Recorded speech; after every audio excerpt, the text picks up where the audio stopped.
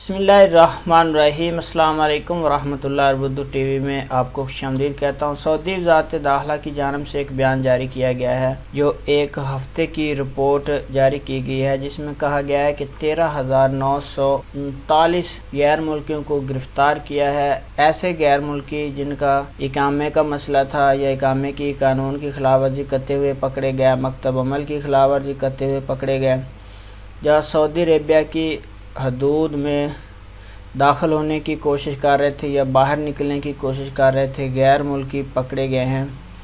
तो उनकी तफसील आपके साथ शेयर करता हूँ।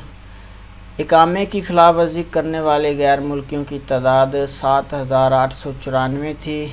सऊदी अरेबिया की सरहदों की खिलाफ वर्जी करने वाले 3,839 गैर मुल्की पकड़े गए, जबकि मकतब अमल की खिलाफ वर्जी करते हुए 2206 अफराद पकड़े गए। अब सऊदी अरेबिया की हदूद में दाखिल होने की कोशिश करने वाले 933 अफराद पकड़े गए। इनमें सबसे ज़्यादा 41% यमनी जिनसिया के लोग शामिल हैं, 58% इथोपियन हैं, 1% बाकी जिनसिया के लोग जो सऊदी अरेबिया में काम करते हैं वो हैं। तो ये एक हफ़्ते की अपडेट सऊदी वज़ारत दाखिला ने जारी की।